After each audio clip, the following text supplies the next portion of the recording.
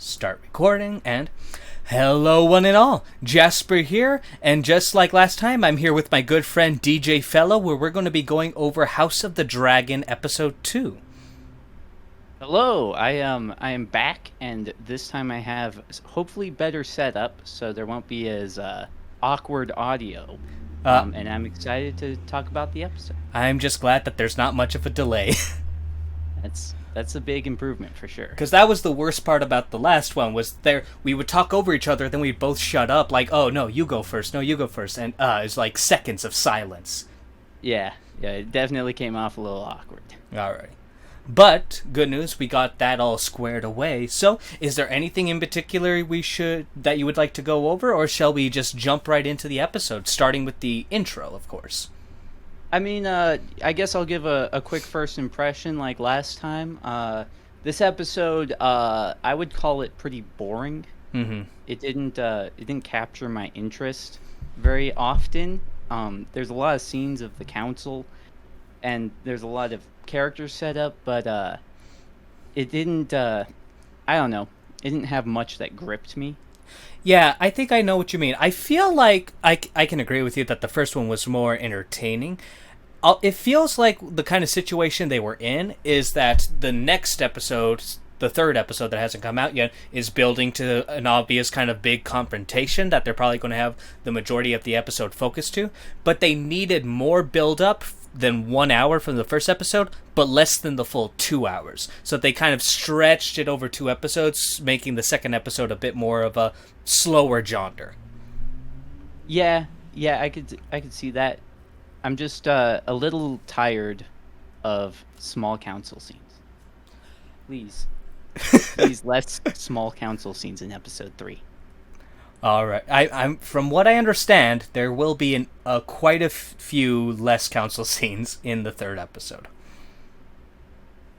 I can only pray. All right. So, jumping into the first episode or the second episode, we finally get an intro, and they used the same song. Yeah, not a fan of that. No, me neither.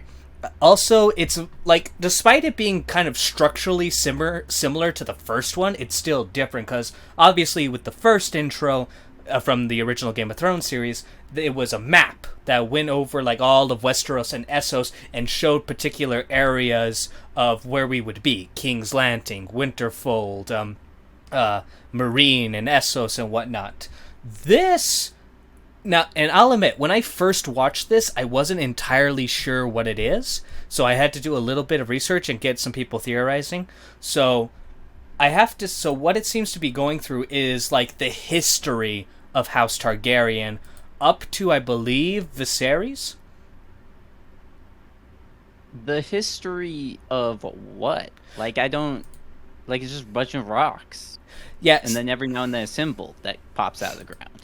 Yeah, so how it's kind of is so like you have the very beginning where it's like a picture of like 3 dragons and kind of a black, image. 3 golden dragons for the most part. So I think that is hinting at Aegon and his sisters, who are the original conquerors. But okay. No, now that I look at it... Oh, okay. No, I'm wrong, because there's some dragons in the back, so I think this is hinting at the Doom of Valyria.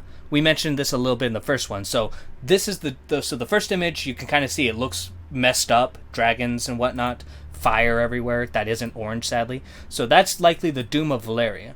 And so the blood, I think, that comes from it is a symbolism of House Targaryen leaving the Doom of Valyria and pouring in, and then it kind of breaks up a little bit into roughly 3 streams. That's, I'm assuming, a symbolism of Aegon the Conqueror and his sister wives. Then it continues on down his dynasty, and this is generally referencing previous kings that up until Viserys, which, I mean, it's kind of cool, but I'll admit, as a book reader, it's like I said, I had to look into it to find out what like these different symbols were, and even then it seems to be a bit of guesswork as far as the symbolism is. I can't imagine a show watcher only ever figuring out what the hell this is supposed to be.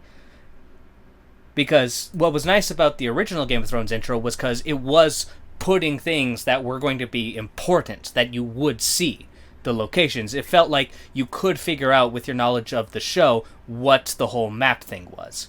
This does not, like, you'd pretty much have to be a lore expert in order to understand the themes and whatnot. Yeah, I didn't get it at all. I thought it was just nonsense. Yeah. Also, the area, it seems, if I was to guess where this is, because I thought it was King's Landing at first.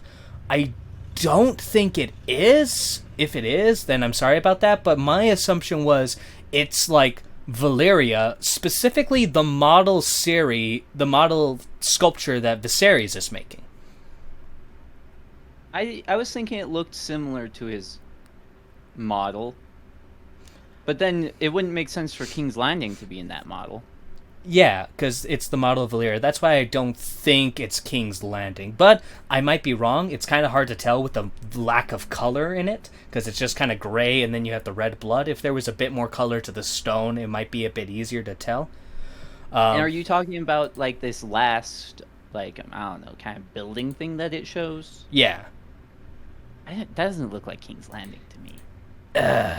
I mean, if they made it red, then I could, like, make the argument, oh, it's the Red Keep because it's red. But, yeah, I don't think this is King's Landing. I think it's Valeria, old Valeria.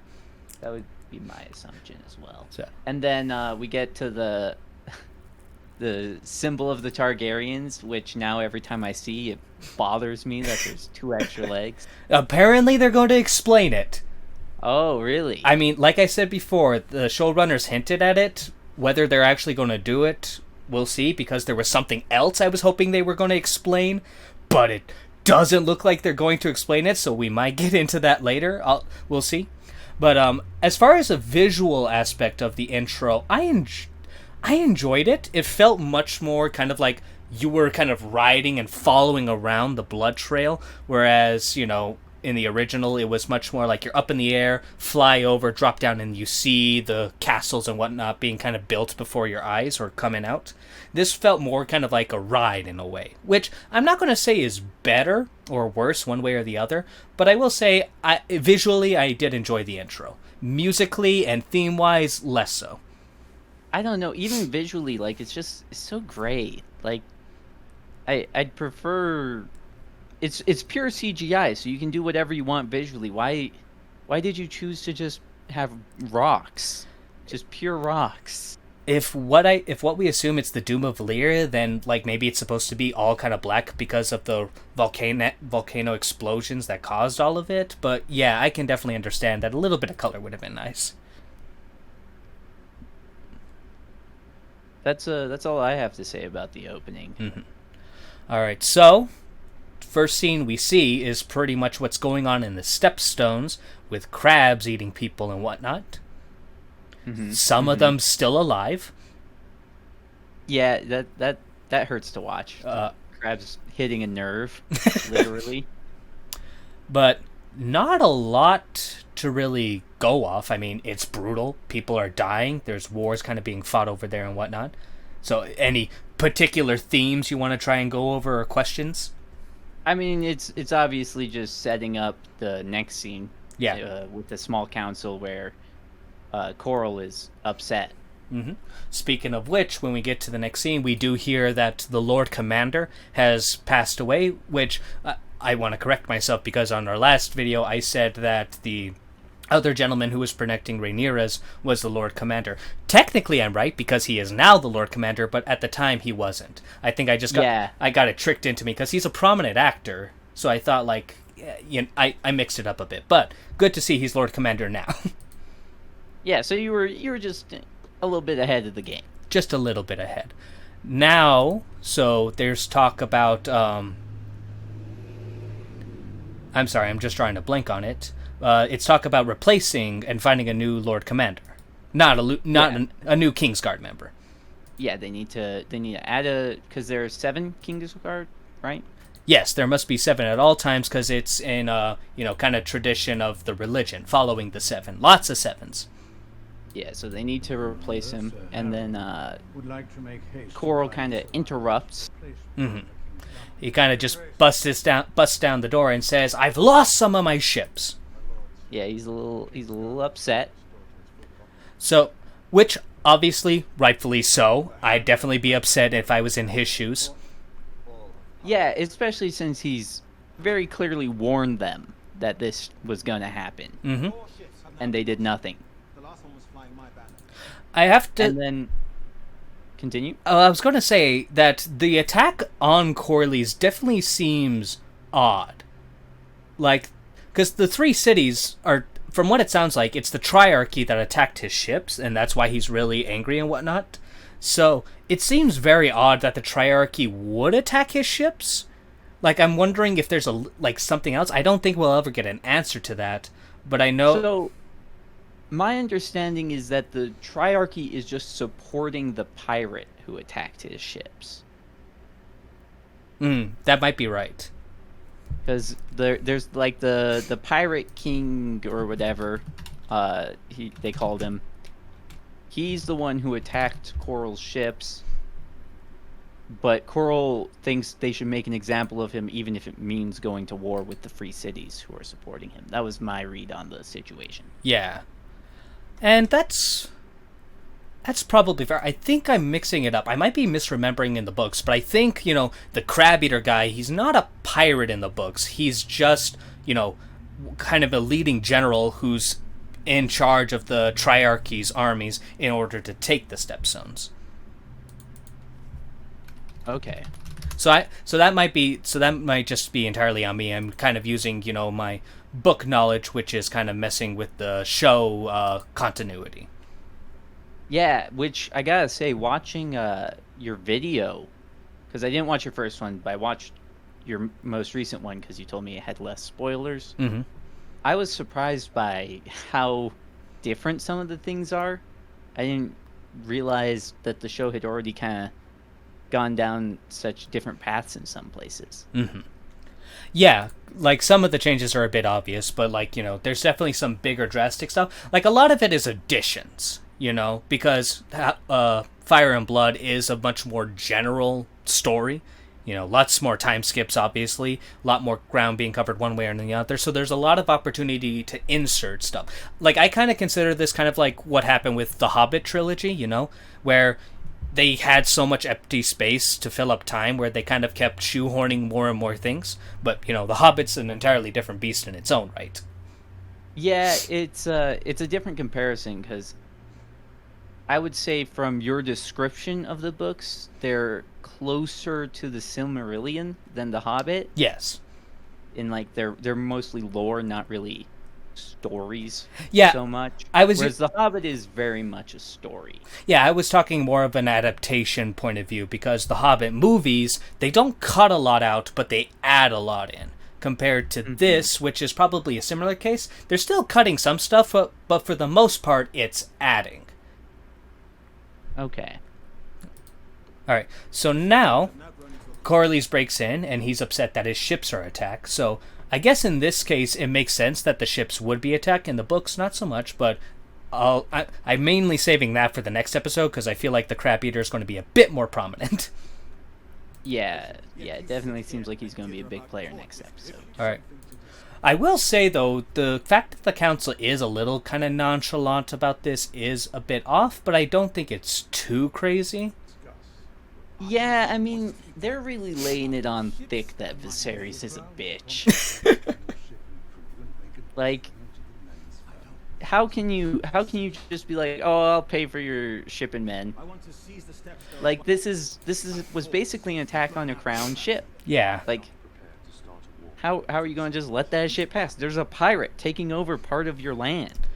Yeah, that's insanity. Not to mention, especially given what we know, like if we are correct that in the show continuity this is a pirate just being funded by the Triarchy, then that kind of puts the crown in a better situation, right? Because they're not declaring war on the Triarchy, they're declaring war on this pirate. Yeah. Which he says he wants to seize the Stepstones by force, and the king responds, "I'm not prepared to start a war with the free cities." Coral says these pirates are not the free cities. And the king responds, "Who do you think provides them with their ships and tender?" Yeah. So it's pretty much like this is a Cold War situation. Yeah. The pirates are Cuba. Sounds about right. So now we continue on a little bit. This guy says, like, Corlys, we don't want to start war. And Corlys is like, bitch, please. Yeah. He's like, why should these pirates fear us? To which he's got a point, because the United Westeros is quite possibly the most powerful organization or kingdom in the entire world. The only other thing that I think could compare to all of Westeros is Yeeti, and Yeeti's like way off in bumfuck nowhere. It's not going to play any part in this, but it's just some like random ass lore place, which can like seem to field similar armies. So like nothing should really stand up to Westeros, let alone the Stepstones. Yeah, and Westeros are currently the only people with dragons. Yes, immensely. Like, so that alone puts them pretty much above everyone else. Mm-hmm. Not to mention, so speaking of dragons, though, it's mentioned that Daemon has pretty much set up shop in Dragon's Reach? Yeah. Wait, no, Dragonstone. That's Skyrim. Sorry, getting them mixed up. Dragonstone. For half a year. Yeah. Like, I'm okay with Daemon getting away with a lot of shit, because, honestly, he is arguably the most powerful man in Westeros. Just, like, physically and by his own merit, you know? Yeah, I saw you bring that up in your video, and it was something I hadn't even really considered. That basically Daemon being a capable fighter, having a small army, and also being a dragon rider really puts him in a lot more powerful position than I had considered. Because that's the thing, like, when it comes to influence, he has some, but he's mostly disliked by a lot of, like, the nobility and whatnot. So I wouldn't be worried about him straight up, like, declaring war and trying to take the Iron Throne for himself. Because even with a dragon, it's still not quite that simple. Especially when you will have some dragon opposition. I mentioned Rhaenys as a counter to Daemon to a certain extent. But anyways. So it makes sense that he'd be getting away with like some of this shit. Because if it ever does kind of come to blows, then shit will get terrible real fast. This isn't like, you know, two small squabbling lords or maybe just two specific individuals. This is a motherfucker with a dragon. Yeah, and so the only dragon riders in Westeros right now are Daemon, the princess, and the queen that never was, right? So there is one more. And it's okay if we mention her now, but remember the 12-year-old girl who, Lucina, I believe her name is? Oh, yeah, you mentioned that in the video. Yeah, that bitch, even, like, they say she's not writing it right now in the show, but in the books, this 12-year-old little girl is currently writing the biggest dragon that's alive. Yeah, so that's a weird one for them to have changed, because we can talk about more when we get to the scene where she's talking to the king. You're right, we're jumping around a little too much. Yeah. So then the princess proposes sending dragon riders to deal with the pirates. Yes. And I'll be honest, it's not a bad idea. No. Because I would say it's a good idea. Because let's think about the dragon riders that he has at his disposal in the show continuity. So he obviously has Daemon, though it's debatable on whether like Daemon would be reliable. But I think if the king asked Daemon to go fuck shit up, he'd go fuck shit up. Yeah, I would say asking Daemon for any favors right now would be tough. I agree, especially because it's not exactly going to make the crown look good. But then you have Rhaenyra, who has her dragon. Obviously not as big or strong as Damien's dragon, but, you know, a dragon's still a dragon. But clearly the best option would be Rhaenyra's, because her experience as a dragon rider and her dragon itself are comparable to Daemon. Yeah, I mean, I don't know. She comes across as kind of like old in the show, which doesn't instill much confidence in her combat prowess. But I mean, she just has to like ride on the dragon while the dragon burns a bunch of ships. Like it's the easiest thing ever. So I will say in the book continuity, she's a bit younger at this point. I know they aged up some characters, so that's probably why she looks older. But at this moment, she's, a bit younger. And she was always a bit more feisty and tomboyish in the books. So she's not full-blown Brienne of Tarth, but she's not Sansa either. She's a good in-between. Mm-hmm. I can see that. Yeah. But with that, when she brings up dragons, it's clear Viserys ain't too happy about this. No, it seems like maybe it is mostly Viserys, but the whole small counts except for Coral seems to be against that for some reason. Well, in this whole situation, everyone is worried about war with the Triarchy, which, to be fair, even though Westeros is probably more powerful significantly with the dragons alone aren't enough to guarantee that you're going to make it out okay, because keep in mind, Dorne at this point is still independent, simply because they refuse to give up. Yeah, and it's hard to control a population that doesn't want to be controlled. Yeah. Like an army is easy to fight, but the population not so much. Yeah. And even with Aegon's conquest, there were some defeats. None of those defeats came from when dragons showed up, except for one. The Dornish actually did kill one dragon, which also resulted in one of Aegon's sister wives dying. What did they use to kill a dragon? I think I've heard it told differently, but I think it was either a ballista or a lucky shot in the eye with an arrow. I think either way it was in the eye, but it was either a ballista or an arrow, and pretty much it was Rhaenys versus like all of Sunspear. So it was 1v1,000 or so. But still, they were able to take out a dragon eventually. And I think I remember you talking about this when season 8 happened and people were picking off the dragons like nobody's business. And you were referencing this as like a dragon had been killed by a ballista once in the past, but it was like a 1 in a million shot. Yeah, and it worked because there was roughly 1 million guys shooting at her. Yeah. Not just one dude on a ship. Yeah.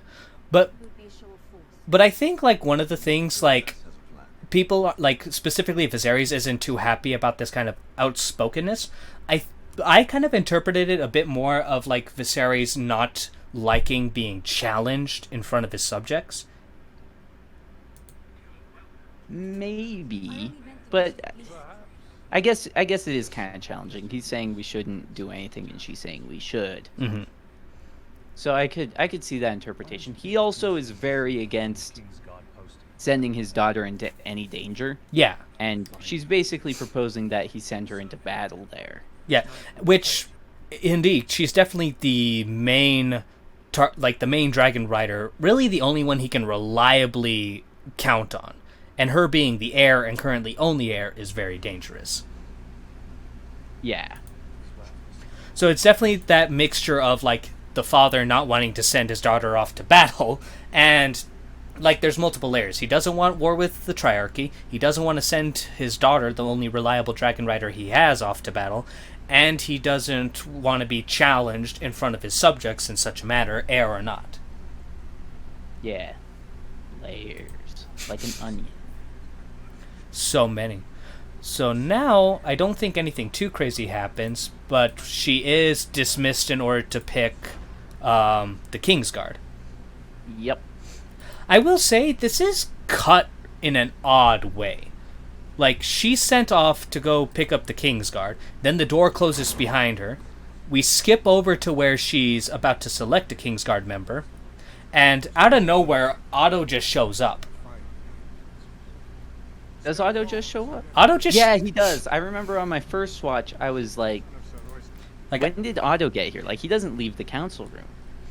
Yeah, and I was thinking, like, it seemed like there was still much to talk about in the small council, but I guess, like, the guards closed the door, then Otto was like, bastards, I'm trying to get out, and then they opened it for him. Yeah, like, Otto was like, this conversation's getting awkward. I don't want to be a part of this. Mm-hmm. And yeah, it just shows Otto kind of walking up behind him. Alrighty. So the Lord Commander goes through, like, I think about 2 or 3 of the knights before Rhaenyra says any of them with battle experience, and then he brings up Kristen Cole. Well, I would like to point out something I'm starting to notice about the princess. She doesn't care at all for, like, political tactfulness, you know? She's very blunt, not very formal, and in the past in Game of Thrones, when characters don't seem interested in playing the Game of Thrones, it doesn't go well for them. True. So I'm curious to see if the princess is gonna get bit by her lack of care for the political intrigue. I mean, I'll say this, a lot of people are going to have bite marks on them by the end of the day. Some of them from dragons. I'm sure. Alright. So then she specifically asks for, like, combat experience, and Kristen Cole comes up. And what's kind of interesting, because he's from a minor house, he's the only one who doesn't have someone holding, like, a banner with his sigil on it. Oh, you're right. I didn't notice that. Yeah. You can see, like, all sorts of families. The Tarleys, the Mallisters. Those are literally the only 2 I know off the top of my head. I don't know any of them. Even better than me. Corbury, that's one of them. Anyways, so we see, like, all that, and, you know, he's the only one with battle experience, which, bit iffy. Like, I wouldn't be surprised if the Tarley had actual battle experience, because those guys also deal with the Dornish a bit. I wouldn't know about that, but I will say the princess, once again, I would say she's giving Cole fuck me eyes. Of course. Like, it's half battle experience, half bed experience, I think. Which, who is the actor of Cole? Who is this guy? Kristen Cole? Yeah. I do not know. 1 second. Kristen Cole. The actor portraying him is Fabian Frankel. Because I would also be giving him fuck me eyes if I was, you know, in her position. I mean, you're not going to get any argument for me on that front. Yeah, just look at it. What a stud. Alright, so she obviously chooses Kristen Cole, and Otto's like, hold up. These other guys are a part of powerful families, so it would be kind of nice to have their support, and the best way is to make them a member of the Kingsguard. And she says, nah, fuck that. Pretty much. Which, in the writer's commentary, they present this as her trying to prove how smart she is by, like, not doing the political choice. But I'm like, it kind of goes the opposite for me. Like, this is her just kind of being impudent, you know? Yeah, so you watched, you know, the behind the scenes, or like the director's cut, or I don't know what the proper thing is. Writer commentary, I think, is as close as you can get. Yeah, I'm personally avoiding it because I don't want to, well, she kind of forgot bullshit, you know? Oh yeah, the writer's commentaries are rough to get through. A lot of my hesitancy with the show is because of those writer's commentaries. They have not instilled faith. Right. When talking about the show. There is, like, that comment in particular does make me incredibly worried because I know what comes next. But, yeah, we'll save that for, like, the end of the season. Maybe, because I don't know when it's going to end. I think it's going to end at the start, in which case we will be able to talk about what I'm thinking. But, moving on. Moving on to what? Where were we? So we were talking about how she was politically savvy in the most unsavvy way possible. Yeah. And then we cut to Viserys talking with Allison and kind of giving her a bit of a history lesson on Valeria. Which, I'll be honest, it was kind of a nice little scene. Yeah, I think that Allison and the King have pretty good chemistry. Like, the actors really sell them together. I do think that at this point they should be doing more with their relationship than just chatting about history. Like, the writers of the show should be developing them past that because of where the episode ends. But just the scene by itself, I think, is pretty good. Yeah, like it delves a bit more into the characters. You really do kind of feel the chemistry of them as the king is growing fonder and fonder. It seems like Allison is, at least in this moment, legitimately kind of connecting with him to a certain extent, but later on it makes it definitely feel like it's a bit more of an act on her part. So it's kind of interesting for me, wondering, does she actually have feelings or no? When did you think it felt like an act? I thought she seemed into it the whole time. Oh, like in this particular scene, yes, it definitely felt like she was into it, but it's just kind of later on, in a different scene, when she was talking with her father, she definitely doesn't seem too keen on the situation. Yeah, maybe so. Alright, so moving on. Yeah, I don't have much else to add to this scene. Yeah, so then we get a scene between Rhaenyra and Allison Hightower, and this, I mean, feels interesting. It kind of gives us an idea about how they kind of see the situation. Rhaenyra, like, I particularly like the line where Rhaenyra says, "He didn't choose me, he scorned Damien." Yeah. That's about it, really? Yeah, I don't think I have many notes on this scene either. They have a cute scene where they mourn their mothers together. Mm-hmm. And then Allison ends the scene by kind of dropping hints that the princess should go talk to her father. Yeah. Something along those lines, try and make peace. Something I kind of want to give credit for, and this is going to be a real weird thing, but I like how all the candles that are lit are real. Like, that must have been just a pain in the ass for them to have, like, all those 100 candles together and then lighting them all, then shooting the scene. It looks like a windy place, too, so just kudos to that part. It does look windy. Which, aren't they in a building? Yeah, but it's a big building. I guess. And I think that light coming in is probably from a big-ass window, I would assume. Whether it has glass or not, it's hard to tell. I was gonna say, you think with all this candle fire, they could melt some sand and make some glass for that window. One way or another. Now, this is an interesting scene we got here in the gardens. Ah, yes. So this is where, they do the politicals, like, I'm sorry for my outburst, I'm sorry for dismissing you, like that changes any fucking thing at all. And then, Corlys drops the bomb and says, "Hey, I got a 12-year-old daughter, how about you wed her?" Yeah. Which, kind of a smart bomb to drop. Which I would like to say, they get to that after Coral calls the king a pushover, basically. The king's like, asks him for his honest opinion, and Coral's like, yeah, you're kind of fucking it all up. I mean, you got a point. And he drops the fire line to elude a storm. You can either sail into it or around it, but you must never await its coming. Yeah. Definitely a really good line, and Corlys, aside from Damien, is probably the most powerful person in Westeros, even above the king. Like, I didn't exactly mention it in the previous video, but Damien's dangerous because he's got a little bit of support and a big fuck-off dragon. Corlys is dangerous because, at least in the continuity of the show, he's the richest man in Westeros. He has one of the most powerful fleets in Westeros, and his wife is a dragon rider. Yeah. So he's probably the most influential person at this point. So he's, I think, being very smart in using his weight, for lack of a better term, to try and put his family and house in an even better situation.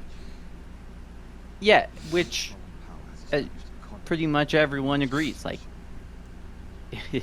his proposal makes sense. Like, he's in a good position to make that proposal, and it would make a lot of sense from the king's point of view to accept it. Even if she's 12. Which, the king complains a lot about her age. Do you think he would care? Well, here's the whole thing. So obviously Westeros is based off kind of like medieval Europe. People seem to exaggerate just how common young wives were.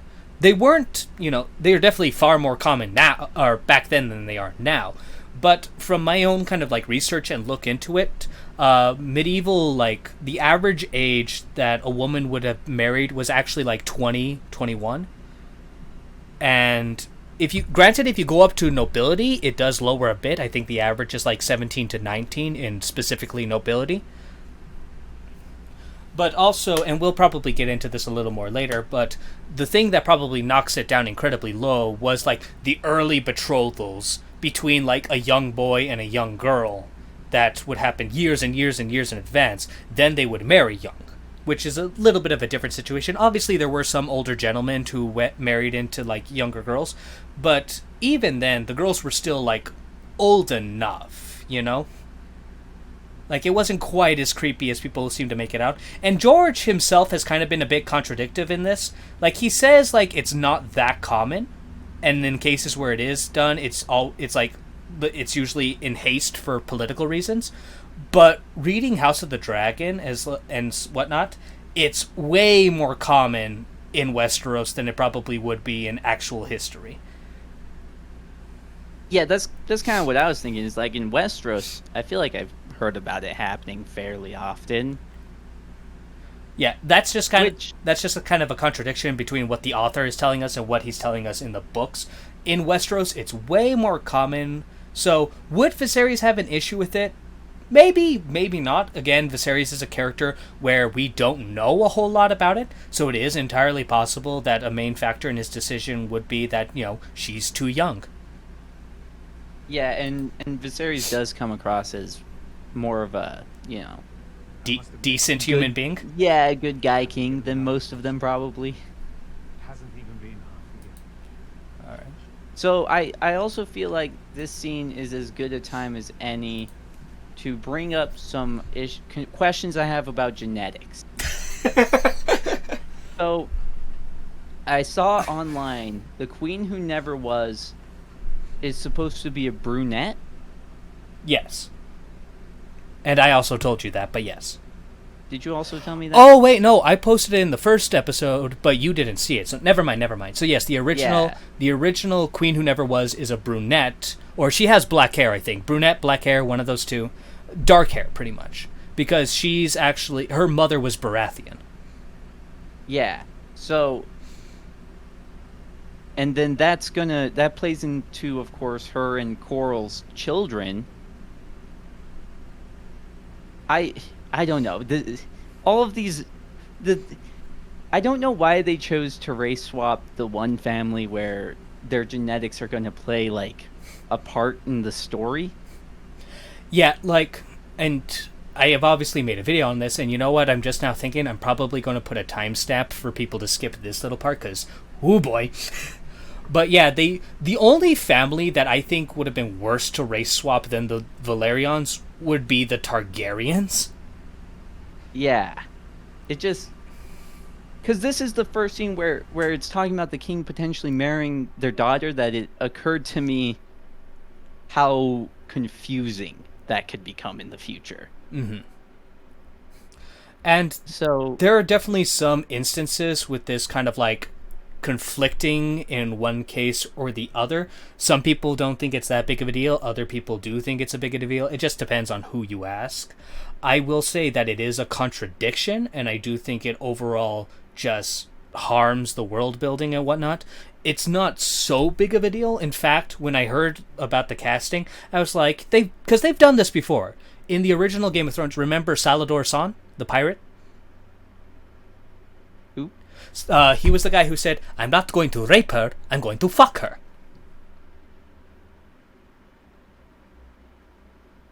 No, I don't remember that. Shit. So I don't think I can get you to remember any of the other race swapped characters then. But they did race swap about 3 characters who were like obviously race swapped in the original Game of Thrones.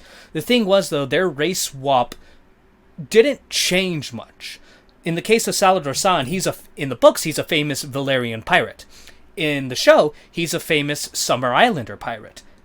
Not that big of a change, especially because from what we know about the Summer Islands, they're really good sailors. So a famous pirate cropping up from there, or his family lineage, fine, makes sense. The next was Xarozone Doxus. Remember the big black guy who wanted to marry Daenerys and cut his hand to let her into a city? No, I'll pretend I do. Okay. So he was originally white and gay, funny enough. He actually has one of the best lines in the book where Dany says it's clear I'm not going to marry you because it's clear you're more interested in men. His response is, I love men, you love men, we have so much in common, we should get married. That's pretty good. Oh god, that's amazing. At least I think. I might be lying to myself, but that's over in the Free Cities as well, right? It's actually beyond the Free Cities. It's Karth. And Karth is said to be a trade hub from the north, south, east, and west. So if you're going to ever have a lot of diversity, it's going to be in Karth. And because their whole government system is on, merchants and whatnot and wealth, rather than birth and primogeniture, it makes complete sense that even a foreigner will be able to become one of the most powerful people in it. Yeah, and I feel like across the Narrow Sea, like Westeros... so across the Narrow Sea, it seems like skin tones trend darker over there. The Dothraki, they were, I don't know what their real world equivalent would be, but the actors they chose to portray them tend to be tanner. Mm-hmm. Oh yeah, the Dothraki inspiration was specifically the Mongolians, except the Mongolians were cool. Dothraki, not so much. Yeah, I was kind of thinking Mongolians because they're, horse guys, but they didn't choose, Mongolian actors to play the Dothraki.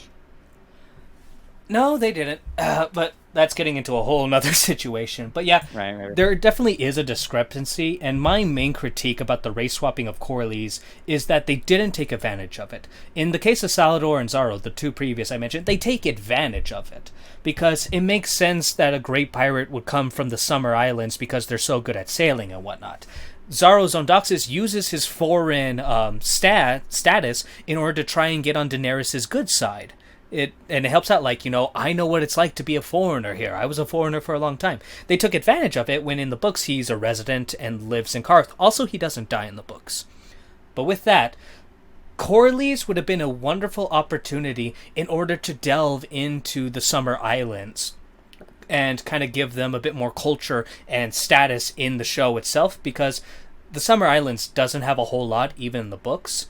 And so it's really disappointing that they just race-swapped Corlys and they don't expand on that and take advantage, is there any actual hardships in Westeros? Because we know Westeros, they have issues with people of different religions, they have issues with people of different culture, and the Dornish, the darkest of all the people of Westeros, get more shit on them than anyone else, which kind of makes me think that Westeros has a little bit of bigotry. It'd be a miracle if they were cherry-picking their bigotry and leaving race out of the equation, which I personally doubt. But it's a shame that they're not using Corlys as an opportunity to shed a little bit of light on the Summer Islands. It seems they're just going to go hey, we're pure-blooded Valyrian, just like the Targaryens, when obviously they're not. Yeah, so is that a headcanon explanation that the Valyrians stopped in the Summer Islands and Yep, that's pretty much married it. around there? Yeah, that's pretty much it. Some people, because they're Valyrians, but not dragon riders, some people think that they don't practice incest as much as, all the houses practice a little bit. Cousins are usually okay. But anyways, that the Valerians don't do the incest thing because they're not dragon riders. I want to call bullshit on that for two reasons. One, my research tells me that it was nobility that had the incest. Even back in old Valeria, when there were tons of families and dragon riders, they still predominantly practiced incest. Which doesn't make a whole lot of sense, but that's what they did. The Valerians were a noble house, so that inquires that they would still also practice. Also, when the Targaryens lose all their dragons, because we know they do eventually, they still practice incest. Daenerys is the offspring of it, Aerys is the offspring of it, and it's only Aerys' grandfather, which was the most recent kind of separation. And in that case, it was a special case.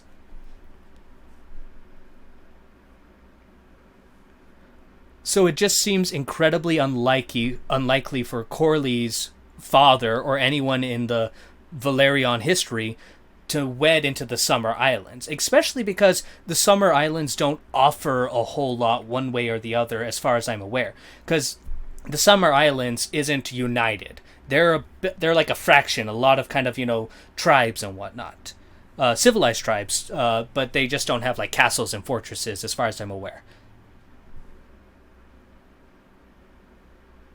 Okay. I'm sorry, did I give you too much? Yeah, I'm not processing all of it, but I'm following some. Alrighty. But anyways, so we tackled that a little bit, to my detriment, I assume. But with that, we're going to move on to the dinner scene. And like now that we're kind of like going through it scene by scene, I definitely see what you mean, that this episode just is a lot slower and kind of more boring. It feels a lot more filler-esque. I don't think it's any slower. They still hammer through small council scenes that have, extremely plot relevant information, like nobody's business. Just council scene almost every other scene. But it's just, I don't know. I can't put my finger on it, but something about it just didn't capture my interest as much as the first episode. And it's not the lack of action, because the action scenes in the first episode were some of the worst parts, in my opinion. Yeah, like, I don't even know if I would say they were poorly shot or anything, but just like the justifications for like the bloody ones was just ludicrous. Yeah. Which, that's another writer commentary part. They literally said they threw like the tourney in because they wanted some classic Game of Thrones action, which I found insane. What do you mean Game of Thrones action? Like, who fell in love with Game of Thrones for the action? I mean, Battle of the Bastards was nice. Yeah, your video had some high praise for that, didn't it? But with that, going back to specifically this kind of like dining scene between Viserys and Rhaenyra, definitely feels like a bit of the fluff, but it's still overall, I think, a nice scene. I feel like there's still like a bit of that kind of awkwardness because they're still, or at least Viserys in particular, is still mourning the death of the queen. And because of this recent proposal of marriage, he's kind of just in a more awkward situation. Because, like, how is he going to tell his daughter, like, hey, I'm going to get married again and possibly have more kids? Which, if one's a son, is going to make things difficult. Yeah. And you can see, there were several moments during this scene where I thought he was going to bring it up, but he didn't. Yeah. Which I think was done on purpose. They like, he's really trying to get to that, but just doesn't have it in him quite yet. Exactly. Nothing's really jumping to my mind as far as a particular line that we want to dig into, except for maybe when Rhaenyra tries to bring up what happened in the small council, and he just writes her off again, basically. I think, like, this is one of those things where I could think you could take it one way or the other. You could definitely look at this as him, like, just kind of writing it off, just like, what's the word I'm looking for? He doesn't respect her opinion or anything along those lines. I took it more of like him stubbing his toe, like him thinking, like at least at the very beginning, like, don't worry about it. It wasn't that. And he thinks, like, by trying to avoid it, he's like putting less strain on the relationship between him and his daughter, when in fact it's putting more strain on their relationship. Yeah, I don't know. It just seemed awfully dismissive because he even interrupts her when she tries to bring it up. It didn't feel like he had much faith in her at the moment, which he does say you will learn. Mm-hmm. But definitely not the ideal response. Yeah. All right, and then we jump over to some delicious maggots. yeah, we get to the maggot figure scene, which I gotta say, every time the king freaking touches the throne, he gets a new infection. Like, either the king has the weakest immune system on Earth, he never bathes, or that throne needs to get cleaned. Like, there is something messed up here. Why are all of these wounds getting infected? Wash your hands, my dude.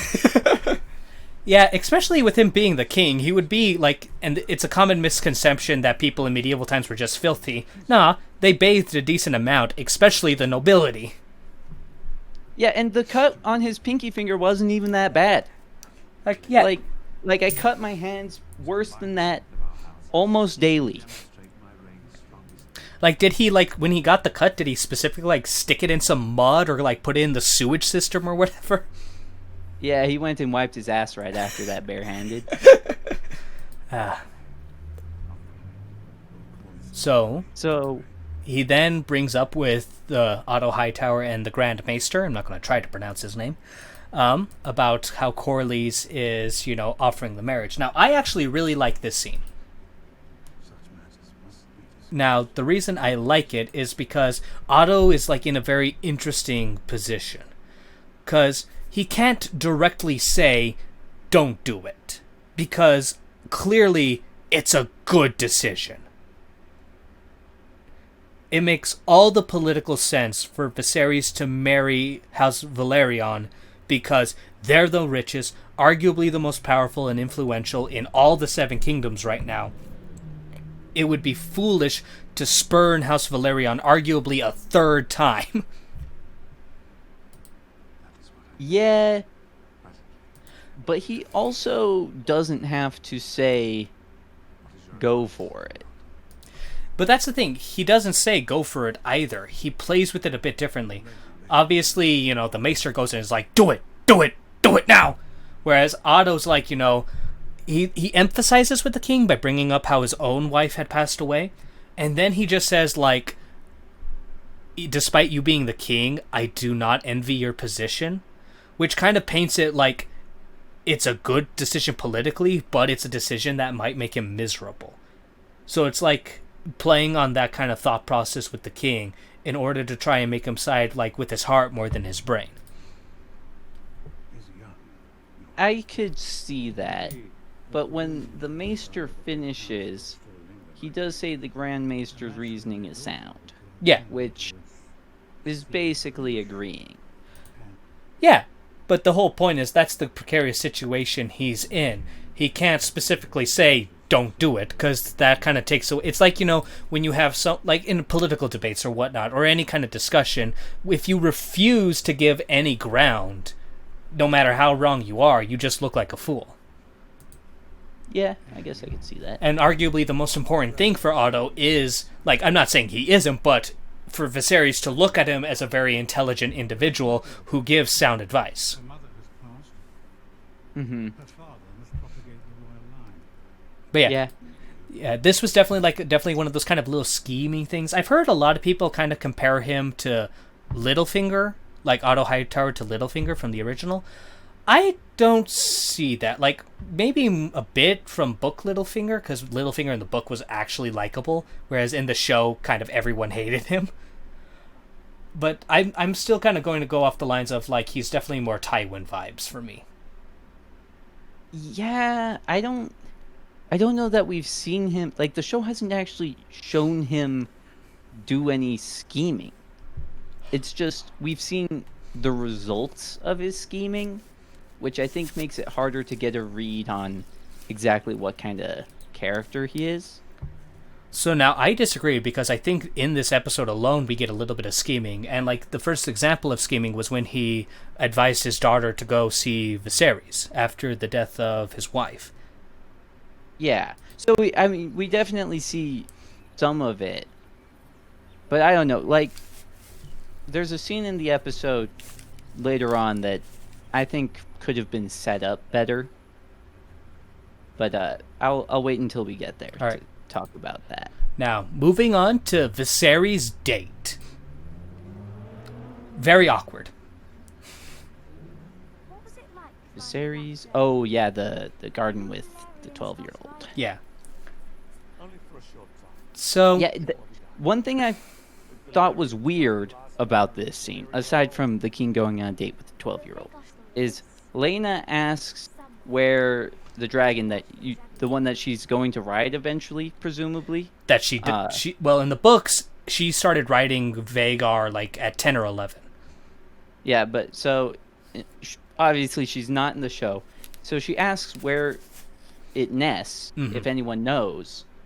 And then when the king tells her where it nests, she then like drops trivia about people hearing it sing a sad song. I'm like, why were you asking if you already knew? Well, maybe she just didn't know the prime location, but she heard kind of the legends of the singing. But she says a specific location. Hold on, let me see if I can re-listen. She says the workers at Spicetown. Wait, does she say that, or does the key say that? Yeah, she says the workers at Spicetown report hearing her song at times. Yeah, you're right. What the fuck? So it's like, of course she's nesting somewhere near Spicetown, you dumb bitch. She's 12. Be forgiving of her. Maybe she forgot. I guess the king just reminded her. Mm-hmm. All right. So they use this obviously as kind of a bit of exposition to talk about Vagar, which I'm not a fan. Like, I can understand not wanting to have a 12-year-old girl be a dragon rider to the largest creature currently alive, because it might to some people diminish the overall threatening power and threat of Vagar, but I do not believe for a second that they would Vagar would be gone and they would not be shitting themselves about this prospect. Yeah, I found that odd that they were talking about a dragon that they weren't even sure where it was. Like, there's only 10 of them, right? You can't just be misplacing dragons. And granted, maybe I'm kind of just misremembering it, because Vagar is big, so it's possible Vagar was just honestly too big for, like, the Dragon Dome. Which is what they say. Yeah, and Daenerys, like, she let her dragons, kind of fly around until, like, one of them scorched a kid and then chained him up. So it might not be too ludicrous, but I just feel like it's a pretty important aspect that they keep a closer eye on this thing. Yeah. Even if they don't know, I mean, I don't know. I would think you'd want to know where the fuck the dragon is At all times, yeah. Yeah. But who knows? Maybe every month it stops by and visits. Yeah, maybe it just checks in, does a little wellness check, then goes off to terrorize farmers. Mm-hmm. Dragon shit. So, do you have any more comments on this date, one way or another? She feeds the king a line that her father told her to say, which the actress does a fantastic job of transitioning from like natural conversation to little girl giving a line she was told to repeat. Yeah. Like it feels like one was natural and the other was like she's reading off the script, but it's supposed to feel like that. Yeah, I was really impressed by how well she acted that scene. Mm-hmm. Especially being a child actor and all. Mm-hmm. Or actress, or do we call them... never mind, doesn't fucking matter. But with that, Viserys is like instantly like, your dad fed you that shit, didn't he? Yeah. Yeah. And then she says like, hey, at least we're not going to fuck till I'm 14. And he's just like, oh, fuck. Yeah. This is a little awkward. Definitely. And then the princess is freaking glaring on him. Glaring daggers at him. Yeah, she does not look happy.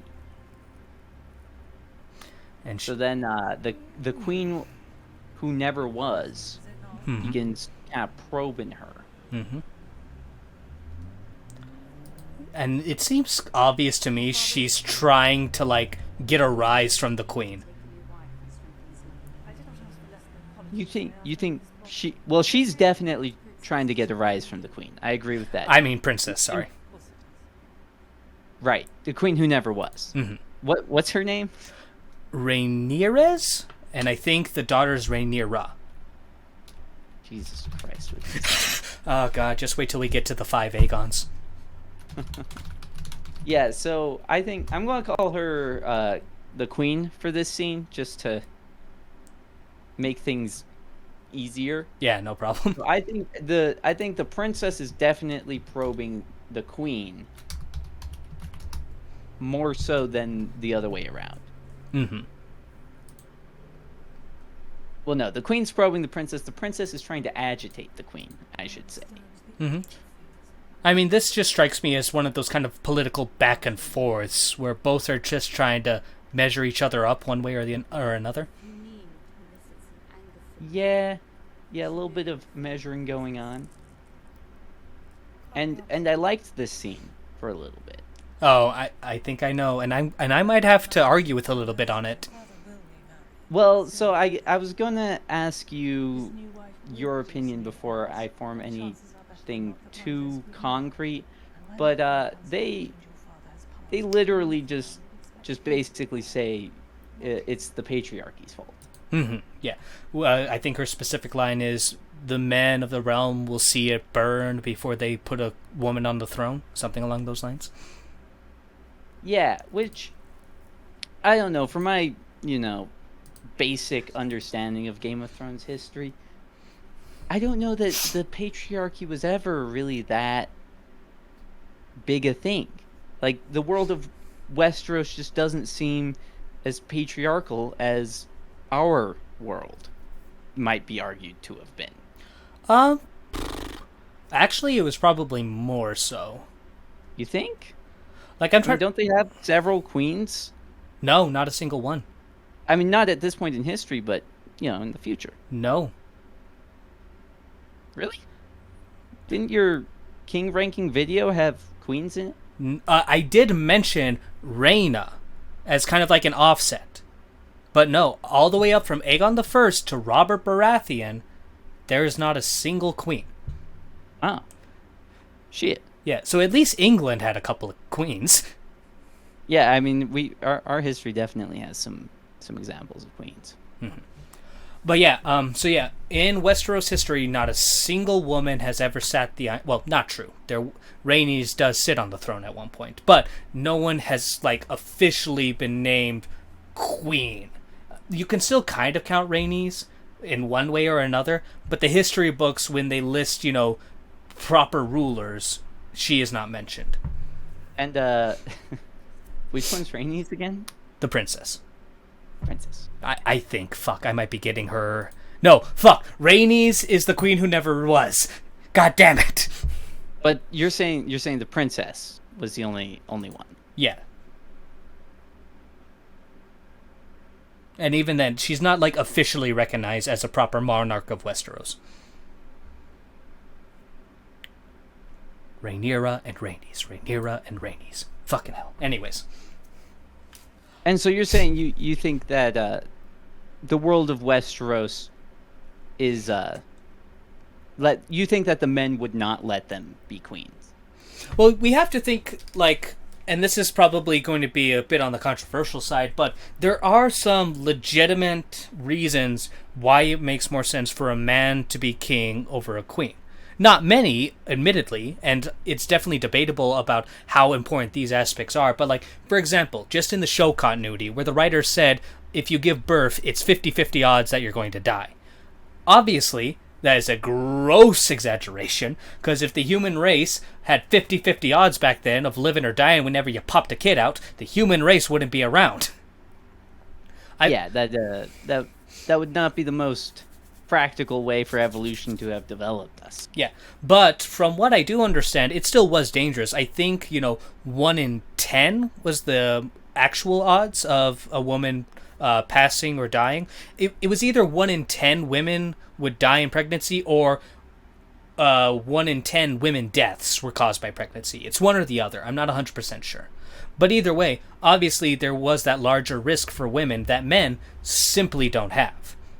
A quick Google search says approximately 1 out of every 20. Okay, so 1 in 20? Okay, so that's less. But either way, those aren't great odds. They're not not the worst odds, you know? Not the worst, but and when you consider that a queen will have more than one child, Yeah. Yeah, but she's probably not going to have 20. probably like definitely not going to have 20 unless you're like Walder Frey. But anyways, but that's I'm just saying, I'd roll that D20 all day. That's all I'm saying. yeah, this is make sure you don't get that nat one. Either way, so that's kind of one of the reasons. Also, in this more medieval society where martial prowess is more important, like because we're still in the age where kings were expected to be soldiers, and more often than not all the time, because we have characters like Brienne, or Brienne, I'm sorry. I saw Roy Doctrice in the audiobook says it Brienne, and that's kind of stuck in my head. But Brienne of Tarth is an obvious, like, massive exception. But for the most part, not so much. So it makes sense, especially in a war-torn place like Westeros, where, like, a war happens every generation.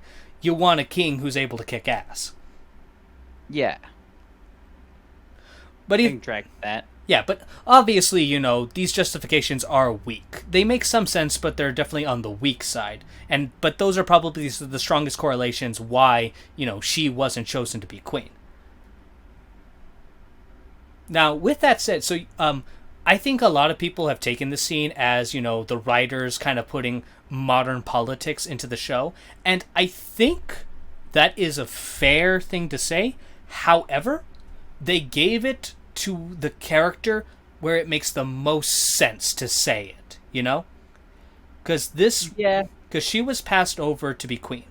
And in the show, they kind of make it twice, but it was only once. The second time, like, the Great Council wasn't a choice between her and Viserys. It was a choice between Viserys and her son. She was passed over again during the Great Council because of her sex. Mm-hmm. So if anyone's going to be bitter and think that there's no way in hell a woman is actually going to sit the Iron Throne, it's going to be her. Yeah. Yeah, which I will say, unfortunately, we don't get to theorize about what the writer's intent with this scene was, because, again, they pretty much stated outright in the writer's commentary. They talked about how this was the most important scene in the episode for them. They really wanted to make it stand out. Yeah, that's dumb. It's clear it's in no way the most important scene. I think it's an interesting scene, and it's not unimportant. But the good news is, whatever their own political motivations in regard to this scene is, it's still handled in a decent manner, Yeah. Yeah, it's not the worst injection of politics into a show that I've ever seen. Definitely not the worst. If that was the case, oh god, please don't bring up She-Hulk. Alright, but then after this woman power scene, we're going to mosey on over to the next one, where I'm drawing a blank on it. The king is talking with Allison again. Right. Oh, right. The dinner scene with Allison Hightower. Yeah. They're talking, and the king mentions that he might need to get married to a 12-year-old. And Allison says, go for it, bro. It's a good match. Yeah. He's like, oh, I'm sure Allison's good and kind. Yeah. Yeah, but this is definitely, I feel like just more of a repeat. I don't think anything would change one way or the another if this was cut out. Yeah, and again, I feel like they should have done more foreshadowing with their relationship here. Yeah.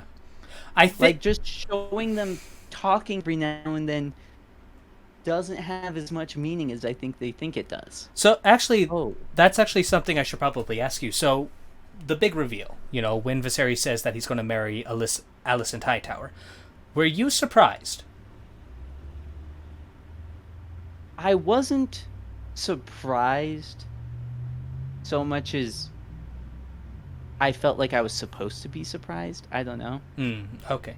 So, Did you at any moment think that he was actually going to marry the Valerian? Well, so I guess I will say I was surprised, uh, because basically, at no point when the king is discussing marriage with anybody in the entire episode does he mention Allison's name. Mm-hmm. There's not even a scene where he's talking to Otto in private Mm. that he mentions Allison's name. And as established earlier in the episode, who the king marries is really something that should be discussed with the council. Mm-hmm. So I felt personally like they had excluded scenes that I'm going to assume happened. Like, I assume he talked to Otto before he decided to marry Allison. Yeah, because Otto gives Corley's like that bitch please face when he names Yeah. Allison Hightower his wife. So I felt like they excluded that scene to try and subvert my expectations. Yeah. And I don't think that excluding, useful scenes to subvert my expectations is necessarily good writing. Mm-hmm. Yeah, and I think that is fair. They're definitely... I think a better way to handle this was to make it clear that Viserys at this point does have strong feelings for Alicent, but kind of hint at, that he still has to choose the Valerian because for political reasons, and then pull the rug out from under our feet by... I mean, not my feet, because I already know what's going to happen, but then have it at the council meeting where he changes his mind. Then it's a bit more surprising because we as the audience see kind of like the torment, but he's still going to make that sacrifice and then changes it last minute. I think that would have been a bit better way to handle it. Well, and in the episode, it doesn't seem like he changes it last minute. It seems almost schemed because Alicent is there at the small council. Yeah, when normally she isn't. Yeah, so it's like he decided well beforehand he was going to marry Alicent and then called a small council to announce it, but we never get any of the scenes where he discusses marrying Alicent, where he decides to marry Allison. None of that. We just get him announcing it for shock value. Mm-hmm.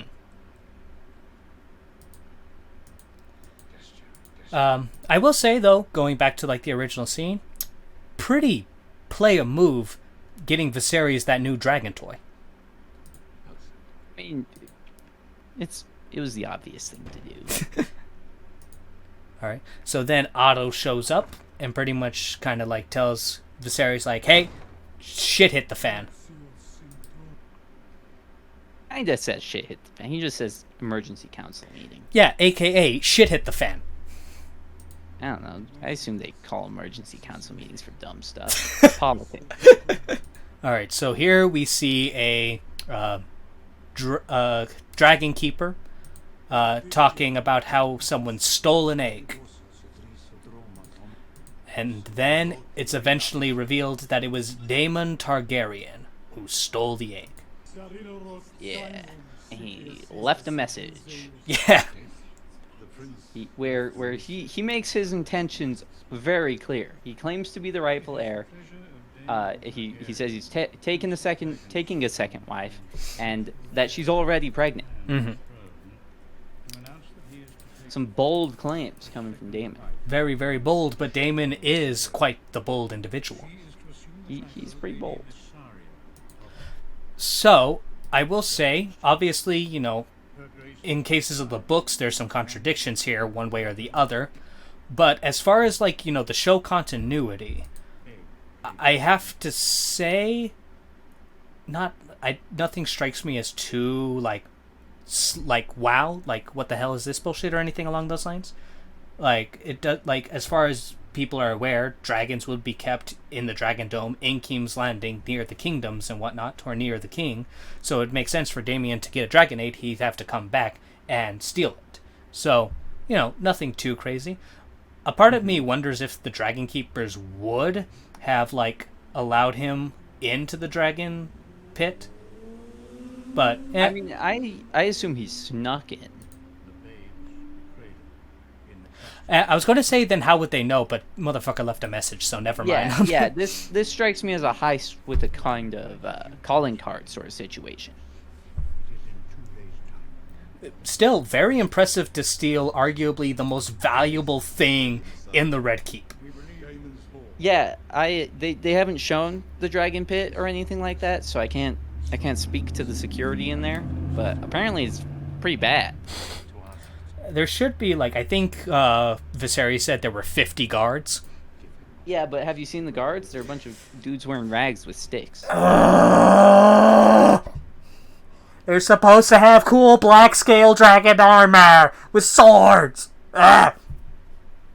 Yeah, I know, because I watched your video. That's such a disappointment. Like, I thought, like, the guys at the beginning of the episode weren't dragon keepers. I thought, like, no, maybe they take care of the dragons, but the dragon keepers, they're somewhere else. Fuck me. No, the dragon keepers, dudes with rags with sticks. Alright. So anyways, with this kind of little outburst, Viserys finally has to do something about Daemon. Because this is some serious shit. Yeah, but he doesn't actually act like he's gonna do anything, really, until the princess asks which egg has been stolen. Mm-hmm. And when it's revealed that it's Balon's egg, that's when the king gets pissed. Yeah. And he's planning on going himself, but Otto's all like, nah, man, too dangerous, I'll go. Yeah, which I have issues with. Yeah, I was like, why? Why is the hand of the king the next viable answer? Yeah. I mean, I guess, like, you still want to send someone who's, like, politically important, but, like, Otto isn't quite as important as you might think, because he is hand of the king, but he's a second son. His brother is actually Lord of Hightower, Lord of Oldstone. So, personally, like, I think, like, the elder siblings are obviously, or elder sons are more important than younger sons, That's just how this world works. Uh-huh. But still, it's quite ludicrous for him to go in on this. Especially with how they go in on this. We can get into that later. Next, we see him armoring up, which kind of funky looking armor, but I leave that to Shad. And he again tells his daughter, "Stop picking at your fingers. Why are you doing that?" Yeah, they're spending a lot of time on her fingernails. Yeah, it's a quirk, and quirks make good characters. Yeah, but this was the scene I was talking about a moment ago, where it's like, I don't know if she actually has any feelings for Viserys or not. Because when he says, he asks, will you go see the king tonight? And she's like, if you wish it. And she's definitely not, like, thrilled about that prospect. Yeah.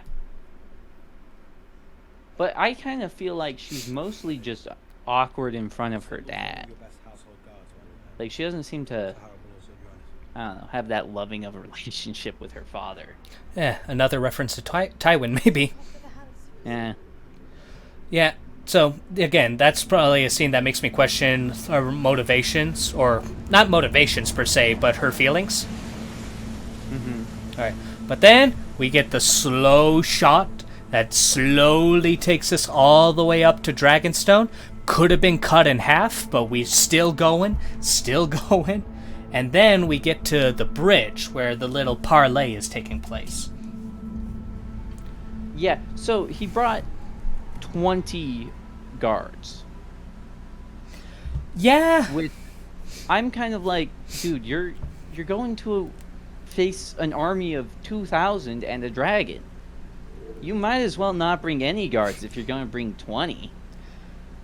Yeah, and it's like a lot of it is just a very interesting structure with how the dragon keep is. Like, we see that as Otto is walking up, there's a big ass gate behind that they let them in through. And then in front of them is the castle. So obviously that gate is like the outer wall, probably, to like keep invaders out. And so Awesome. And so they were likely let in order to parlay. Here's the thing, and maybe the army is like, the big army is out in front. Who knows? maybe they did just want to go with the parlay because they thought like the king's order would be enough. But it is a bit of an awkward scene because if that's the case, if he was let in, gate closes behind him. Oh, he's a prisoner now. Yeah. I mean, definitely not a smart move on. I mean, Otto's basically just putting his life in the hands of Daemon. Yes, which is probably not someone you want your life in their hands. Well, he refused to let the king go because he thought Daemon might kill the king. So, I don't know why he thinks Daemon won't kill him. Yeah, and also, they know that Daemon's a dragon rider. Yeah. He rode his dragon here to Dragonstone. Mm-hmm. So, even if he did have a massive army behind him, all the way down that bridge, it's still incredibly stupid to have this kind of, like, pow-wow dick-measuring contest with Daemon. Yeah. Except, there is one person here who does, he does the one thing you can do to burn a dragon. A Targaryen? He freaking Kristen Cole roasts Daemon. Yeah. I mean, yeah, Daemon's like, oh, I'm sorry, who are you? And he's like, I'm the guy who knocked you off your ass. Yeah. I will say, though, this is one of those scenes that kind of hints at Otto being a bit more scheming. Like, when Daemon says, where is my brother? And Otto just straight up says, like, oh, please, you think your brother would bother himself with these trifle matters? Yeah, which is clearly like a bluff. I don't know if you want to call it. It's just him trying to agitate Daemon. Both of them know it's not necessarily true. Yeah, I mean, you could also think of it like, Daemon's trying to make sure there's more pressure on the relationship between Daemon and Viserys, because Viserys still clears, like, has some love for his brother. After all, he let Daemon stay in Dragonstone for 6 months without doing anything to kick him out one way or another. So I think he is trying to, like, break that relationship and just get Daemon out of the picture completely. Yeah. Oh, yeah. He definitely wants Daemon out of here. But for the most part, this scene just strikes me as, like, the tourney scene. It's just makes no sense. Yeah, it's like, I don't know, it's what you'd imagine The only way... medieval meetings to be like, but when you really think about it, it's just nothing anyone's doing here has any reason behind it. Yeah, the only way that this could make some sense is if Rhaenys were there. Because like I said before, she's the only dragon rider who has a chance at beating Daemon. Yeah. Because there ain't no way the princess... Because obviously the king didn't send her because he's worried about her. He doesn't want to risk his only heir. But obviously, her little chicken shit dragon that's like a quarter of the size of Daemon's ain't going to do shit. Which, you keep saying her dragon's smaller than Daemon's, but I feel like when looking at them in the show, they look pretty comparable in size. I don't know. Hold on. Let me kind of jump to like where we get like a shot of both of them. She's flying in.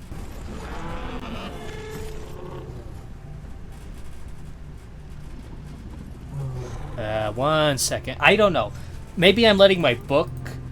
Oh, fuck no, man. You look at, like, when you see both of them on screen, Daemon's is much bigger. Hold on, let me see here. Because you don't get, like, a good... Crap, I clicked forward too far. You don't get, like, a good one-to-one scene with both of them. Like, you get the one dragon kind of flying past for a second. Well, no, there is this like outer shot where you see Daemon's dragon on the far left and Rhaenyra's dragon on the far right. After Rhaenyra's landed? Yes.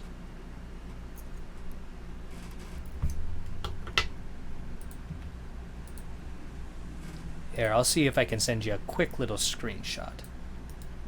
I'll probably be there before you send it. Sent. Alright. Fair enough. Again, I feel like... Okay, maybe you're right. Maybe it's a bigger dragon. Okay, maybe 4 times is a bit of an exaggeration, but something I'm keeping in mind. It feels like that at the very least we're closer to Rhaenyra's dragon than Daemon's, and Daemon's already looks twice as big. Yeah, and in this shot, he definitely appears bigger. I'll give you that. Alright. Which, he should be. He should be. He's a lot older. But anyways... Now we kind of... So going back a little bit, when Daemon was still talking to Otto, Otto is, of course, saying that his marriage is a bunch of bullshit because his wife's a whore. And he says any child he has with her would be a bastard. And Daemon said he's planning on marrying her. And she gives him, like, the most pissed off look. Yeah. When he says he's going to marry her. Yeah. Oh, yeah, she's not happy with that one. Nah, this woman don't need no guy to depend on. No, sir. Yeah, and also, it seems she can speak Valerian. It's very... Yeah, I'm not sure about that. She definitely responds to a scene where they're speaking Valyrian. Mm-hmm. But, so, yeah, this scene, like, obviously it didn't happen in the books because she was a child. I don't hate the scene. I feel like I'm saying that a lot this episode. Like, I don't hate it, but I feel like it just doesn't give a whole lot, you know? Yeah, the one thing I will say this scene does is it helps characterize Daemon. Because I feel like in the first episode, they told us that he was someone who cared about his family, but never really showed us him caring about his family that much. Mm-hmm. Whereas this is the first scene where we're like, okay, so he won't just kill his family members because it's convenient for him. Mm-hmm. He has his own kind of code of honor. Yeah, so he's arrogant and an asshole. Ambitious and all those things, but he's not a kinslayer. A kinslayer. There you go. Mm-hmm. Yeah, and like some people kind of talk about like the motivations behind it, and I heard a quote from Matt Smith, which I feel is probably the most accurate, but Daemon is a younger brother who is screaming for attention. What's that supposed to mean? I think that's just kind of like to add motivations to his actions. I think there's a bit more to it than him wanting to be the heir or king. I think it is just like he wants attention. I think he's a bit of a glory hound. This sounds like younger brother slander to me. I'm not saying it's for all younger brothers. All I'm saying is, in this regard, I think that's it's probably the most accurate way as far as what we've been shown. Because what was his motivation if he seemingly doesn't have that much intention of actually keeping the dragon egg? Or, since we learned later on, the bitch ain't pregnant, and there wasn't any talk of them getting married. Specifically him stealing a dragon egg, for sure. That's just him trying to, I guess he's kind of trying to force action, don't you think? Yeah, but force action to what? To kick his ass? Well, he took Dragonstone, which you would think would be kind of a big deal, and the king just kind of ignored him. So yeah, he wants attention, but it's because he needs the king's attention. He needs the king to do something in order for him to further his own goals, I think. To a certain extent, yeah. Like, he can sit in Dragonstone forever, and that doesn't really get him any closer to being the king. Mm-hmm. So he stole an egg. Which, in the process of trying to become king, I don't think helps much. No, but it was an agitation, right? Yeah. So now it's the ball's in your court. How are you gonna get this egg back? Maybe it was also his attempt to try to have a meeting with Viserys. He probably thought if he stole the egg, then Viserys would Get come see him, Viserys. which was right. Yeah, I can see that. But Otto got in the way. Yeah, because that is the first thing he asks when he sees Otto is where's Viserys. Yeah. That seems like a much stronger motivation there. Like he wants, who knows? Maybe he does just want his older brother's love and affection, and that's why he stole the egg to get his attention. Mm-hmm. But I think he's definitely scheming something more than that. Oh. And so I think at this point he sees A, that his plan failed, the king isn't showing up to talk to him, and B, the princess kind of puts him in his place, I guess you could say. Yeah. So he doesn't really have a reason to hold on to the egg anymore, especially since his wife's not even pregnant. Yeah, which, speaking of, if you're ready to move on to the next scene. Am I ready to move on to the next scene? That's a good question. Gives her the egg. Yeah, no, I'm ready to move on to the next scene. Alright, so this is where Daemon is pretty much, like, whipped by his whore wife, saying, like, asshole, don't you spread lies about us. Yeah. Which, okay, first off, I just want to kind of tear this Band-Aid off fast. I do not like her accent. Like, and I get it. And I think, like, the actress herself is Japanese-British, so I assume, like, if English isn't her first language, it's probably her second language.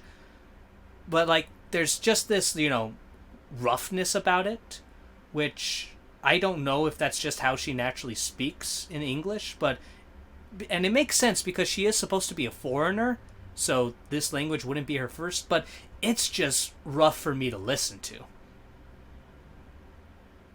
Yeah, it's definitely hard to say if it's an example of a bad accent or if the character just has a bad accent. Which, if the character has a bad accent, then I guess that's props to her as an actress.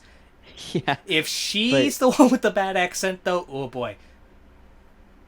Which, I've had this issue before, like Shay from Game of Thrones. I wasn't a fan of her, like, accent either, but I think that was because the actress was foreign, and English was not her first language.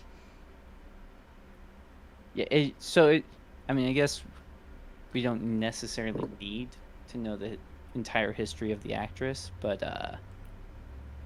is she Japanese, British, like, from Japan or from the UK? That I don't know. Because if she's from the UK, I would assume this is a made-up accent. I mean, even it doesn't really sound like a Japanese accent either. No. It sounds like a made-up Game of Thrones accent to me. Yeah.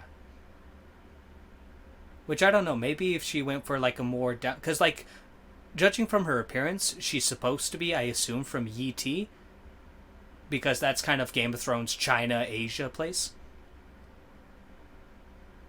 But yeah, I mean, were there any Asian characters in the original show? I don't remember any. I mean, there's certainly no mention of E.T. in any of the TV show, right? There's, like, some one-offs here and there when I think some people say, like, the sail all the way to E.T. or whatever, I don't know. But as far as, like, Asian characters, no one's jumping to my immediate mind. I want to say, I think there was a red priest that was Asian at one point. Like, yeah, I don't know. She's from a faraway land. I suppose a weird accent is but expected. But again, I guess we don't know where she's from just because, like, she looks like she's from E.T. Yeah. But yeah, this scene, in my eyes, is probably the worst scene. Really? Like, okay, no, I take that back because the bridge scene was fucking stupid. Yeah, the bridge scene is pretty dumb. But this scene, I feel like, is kind of worse because all it seems to be here is to remove, like, to say that the stuff that was mentioned in the book wasn't true. What stuff that was mentioned in the book? Well, in the book, she was pregnant. Oh, I might remember that video. Yeah, and obviously Daemon was punished a bit harder than he is here, because he was forced after this to go to the Vale back to his actual wife. I thought he was already supposed to have done that, though. Yeah, in the show, And he refused. in the show he was. In the books, this was the event that had Viserys tell him to get back to his wife. Oh, so then what happened after the king who never, or the king, the heir for a day ordeal? He was In the books. He was disinherited. Just that. Well, not disinherited, but Rhaenyra was put above him in the line of succession. Oh, but he was still leader of the Watch and stayed in King's Landing and all that? No, he left. He did leave, but it was of his own volition, not because Viserys told him to. Oh, okay. Which, that makes more sense. Because I was kind of wondering, at what point did he get the soldiers of the Watch to go to Dragonstone with him? Yeah, that's another thing. I find it difficult that he would get the City Watch, the Gold Cloaks, or as I stupidly called them in my episode, the Golden Company. It's, you know what? I want to give like a little bit of a shout out to someone who commented on that video. Because you know who the Golden Company is, right? They are mercenaries or something like that? Yeah, they're a mercenary group from Essos. So when I made the mistake of calling them the Golden Company in my episode about the differences, he says Golden Company. I mean, that makes sense. Matt Smith was a Time Lord and be able to travel forward in time to pick up the Golden Company and fortify Dragonstone. So I found that particularly hilarious. But with that, I find it hard to believe that he would get like maybe a few hundred gold cloaks, but I doubt he would be able to take all 2,000 gold cloaks to Dragonstone, because as loyal as they may be to Daemon, they're still the City Watch. Yeah, Daemon might be able to go to Dragonstone and not have the king do anything, but like these golden cloaks are basically going AWOL, abandoning their posts. If this doesn't go well, then their lives are over. They're dead. Yeah, like I would like a few hundred seems reasonable, because like I'm thinking back to like when Eddard Stark traveled to King's Landing, he brought a retinue of like 300 or so guys along those lines. And they even brought like members of their family and whatnot. So 300 or so seems fair. All 2,000 though seems like a bit of a stretch, especially if we are to assume that they're bringing their families. Otherwise, a lot of them might be just abandoning their wives and children. Yeah, that's the other thing is I assume these guys had families, but who cares about that? Freaking wife and kids, I wanted to leave them anyway. You know what I'm saying? But yeah, so this scene just doesn't do anything for me. Damien just sits down and gets smack-talked by his whore, and then he looks depressed because he fell in love with a whore. So this is Jaime and Tyrion mixed together, I'm realizing. Yeah. Yeah, he definitely, I don't know. I don't want to call him pussy whipped, but like, man's kind of pussy whipped. He's getting close at the very least. Which,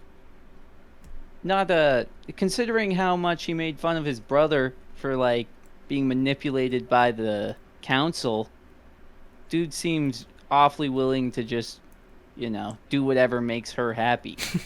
Like he just doesn't strike me as the character to go out of his way for a whore, but apparently not. But with that, the next scene, it's a mini small council meeting because it's just 2 members of the small council. It starts off with Viserys like holding the new kind of dragon statue that Allison got him. So, a bit more foreshadowing on who he's going to pick to be queen. Yeah. Yeah, and then this is the first time we really get a scene with Lord Lionel. Yeah, Lionel Strong. Which, Lionel seems pretty based. Yeah, that's the thing. In the books, he's looked at as a very kind of brutish man who doesn't talk a lot. But the truth of the matter is he's actually a very sly and clever individual. Yeah, I mean, he gives the king pretty good advice and justifies it pretty well. Although, like you said, he doesn't mention that the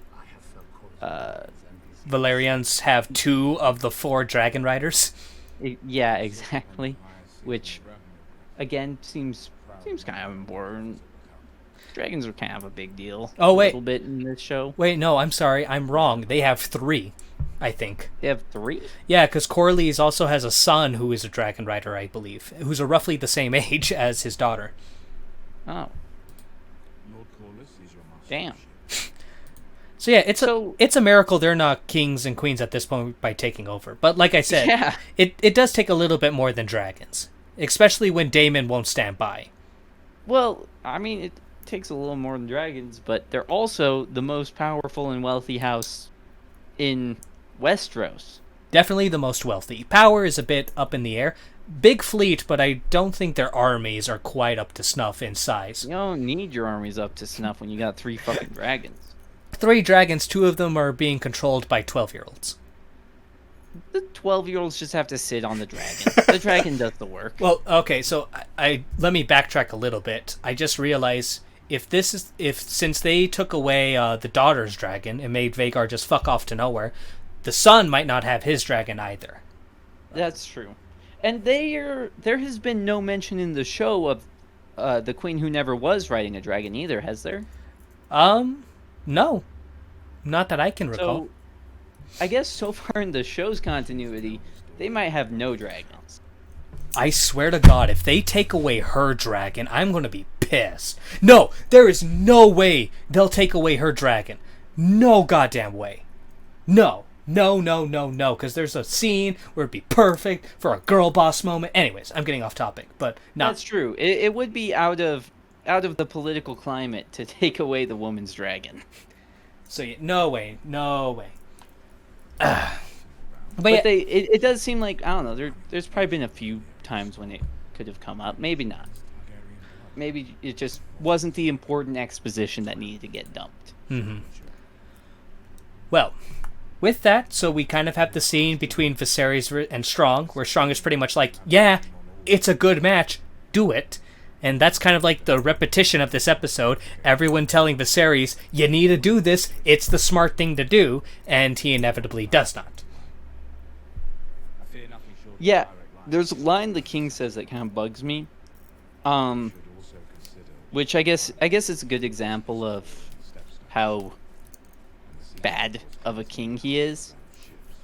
But he says, what was it? Who is he to me? No one. I don't remember. He basically says, who is Quarrel? Oh, who is he to hector me? Which it's like, just because you're king and you have quote-unquote absolute power doesn't mean you actually have absolute power.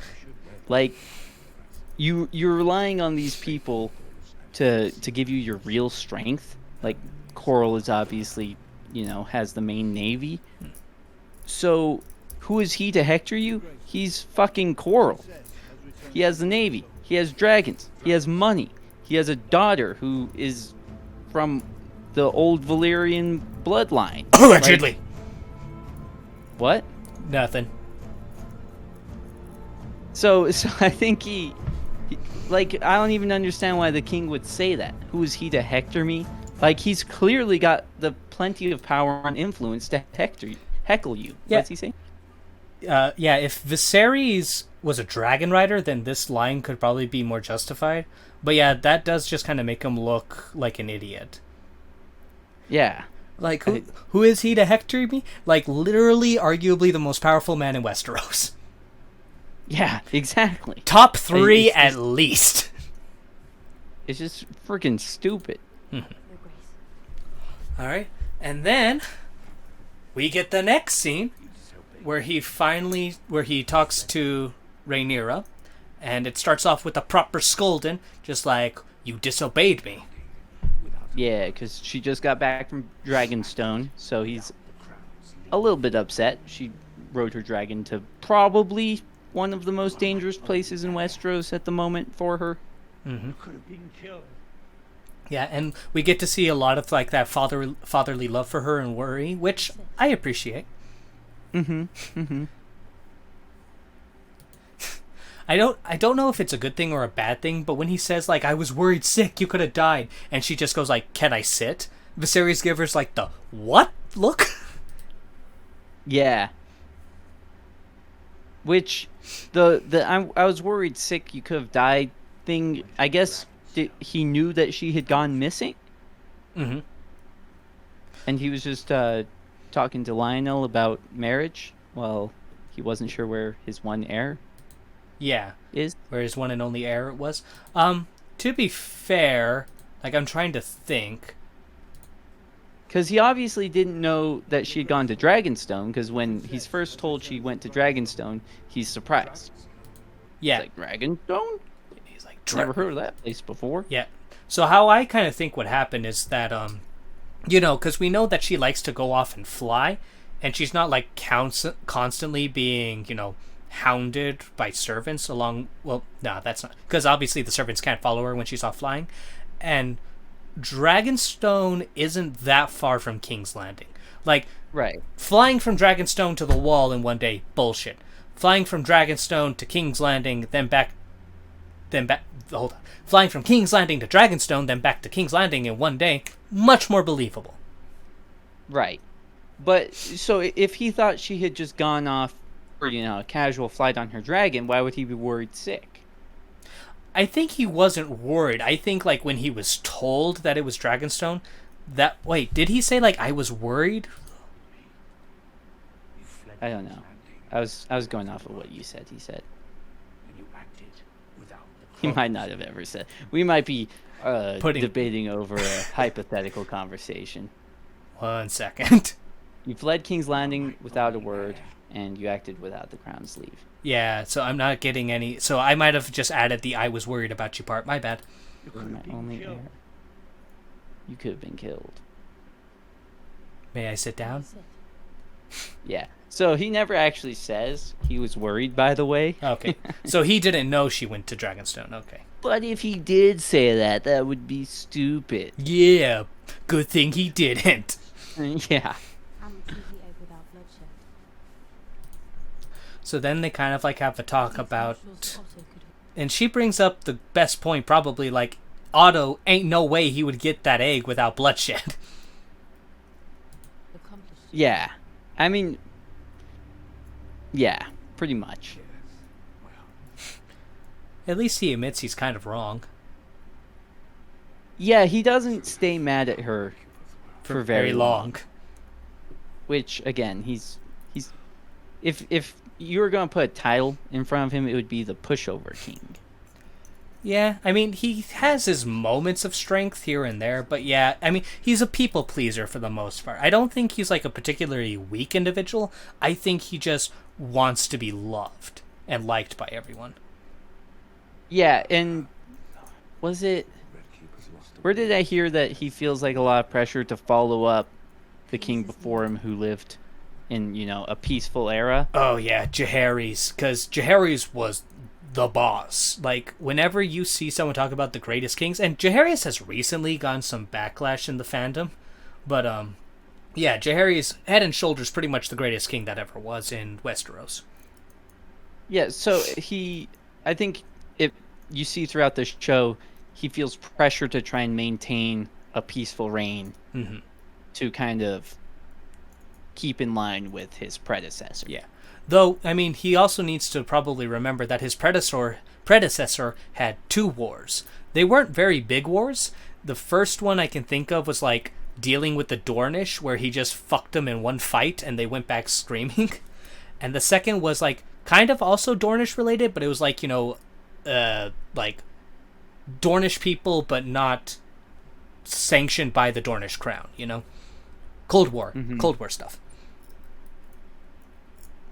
So Yeah. but it's clear that he definitely wants to avoid war at all, and he wants his reign to be entirely peaceful. Yeah, Easy. for sure. So then, as they're talking, they kind of reminisce and talk about how much they miss their the wife and the mother. I wish I had known better. Mm-hmm. What to say. And he finally brings up that he needs to get married again. Realize Mhm. my daughter had so quickly become a woman grown. And- Which, again, the only option that has been presented, Coral's She daughter. understands Of course. what is now expected of me. No mention of any other candidates Mhm. at this point in the episode.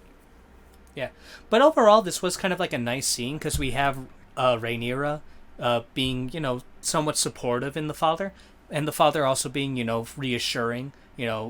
You are my heir. I'm not going to replace you. No hint or indication he intends to change his mind. No more than I Yeah, wish we yeah, he does encourage her, Mm-hmm. You are my own. and then she encourages him back to marry a 12-year-old. By marrying again, I may begin to ensure that we are better defended. Against who? And then we're to the small council meeting. That's like the fourth one in this episode. Right, which this is the point where I wrote in my notes, small council meeting. God damn, this show is just council meeting scene, council meeting scene. So, we get like some semi-ominous music playing while everyone starts to come in. Mm-hmm. The king's staring out the window. He's like, and it's like he knows he's about to fuck up. Yeah. But he needs to fuck up. He doesn't, but he's going. Well, he thinks he needs to. And so, yeah, he announces that he's going to be married. And it will be to Allison Hightower. Yeah, and, I intend to you marry know, this pleases pretty much nobody. Oh. Just Otto. Just Otto. Nobody liked that decision. the Lady Yeah. Allison Hightower. Before spring's end. God, I'm just looking at Otto's shit-eating grin when he hears that. Yeah. And Corley's justifiably pissed to a certain extent. Yeah, I would say justifiably pissed. My house is Valerian, the greatest power that He definitely not a fan. And I am your king. So he has a little bit of a back and forth with Viserys, like, my house is Valerian. Debatable. And the king, of course, just drops like, I'm your king, you swore fealty to me. Which, again, I would like to point out, he seems to think that being king gives him absolute power. There is no such thing as absolute power, Even a dictatorship relies on the power of those below you. right? You gotta keep the people, at least the people directly below you, happy. Probably the only one more upset about this than Corley's is Rhaenyra. I would say she's less upset about it. I would say Coral's the most upset, but she's definitely second place. I give her a strong second. Second place. But yeah, I would definitely say that it's clear she definitely feels a hint of betrayal. Yeah, she's like, I thought you were gonna marry a 12-year-old, not my best friend. Well, I was thinking it was more of a betrayal in regards to Allison betraying her. Definitely some of that as well, I could see. I mean, it's definitely an awkward situation when your best friend / crush is going to be married to your father. Yeah, definitely awkward. But so, I feel like they did not build up to that announcement, and I feel like they didn't build up to it on purpose to make it surprising. Yes. And I'm not a fan of that. Mm-hmm. House Valarian's origins reach back to old. So then with the next scene, we have Corlys talking to somebody, and we don't know who it is. More ancient even than how Yeah. Oh, they keep it a secret for all of 5 seconds. according to some texts. And as if you can't guess it in the first 2 seconds. So he's kind of talking with Damien, Scratch out an existence from and he's pretty much, and I think I misinterpreted this the first time. I have talked to some other people, and they've kind of corrected me.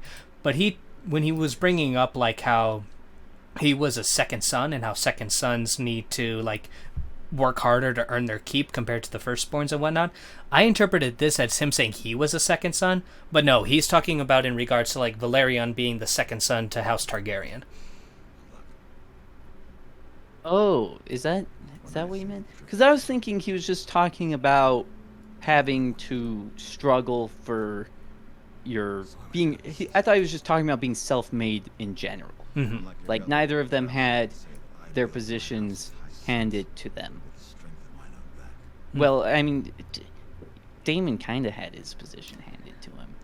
Oh yeah, but in the case of Corlys, like whether he believes it or not is irrelevant. You can just say that he's saying that in order to manipulate him, because it's Oh yeah, it's for sure just, saying whatever he thinks Daemon wants to hear. Yeah, and obviously Daemon would believe that. I remember when he was in the King, like, you didn't make me the hand. Yeah. Daemon definitely doesn't see it as his brother giving him everything he has. Mm-hmm. I will say, I did enjoy the scene. I think probably one of my favorite moments was when, Corlys is kind of talking shit about Viserys, and Daemon's just like, I can say what I want about my brother. You cannot. Yeah, which that's another one where Daemon says that his brother was never very good at being king. And after that line, Corlys goes in on the king, basically, like, starts calling out a bunch of his flaws, which kind of leads back to the Corl is just saying whatever he thinks Daemon wants to hear. Mm-hmm. In that particular situation, he misread the conversation. I think it's a little bit of both. I definitely think Corlys believed everything he was saying. Yeah, definitely. That was probably the most honest he was in the whole conversation, was when he was insulting Viserys. The crab feeder is backed by powerful entities within the free. Which, I gotta say, Daemon kind of seemed a little stupid in this conversation. I don't know. Well, what made you think he was being stupid? I mean, it's just so obvious that Corlys is trying to manipulate him. And he doesn't seem oblivious to it, but he seems way too open to being manipulated. Whereas I felt like up till now, he has been characterized as kind of, going his own way, building. He made the Watch his loyal army, and again, kind of being self-made. Like I think Daemon considers himself a self-made man, and wouldn't want to let himself be manipulated. Mm-hmm.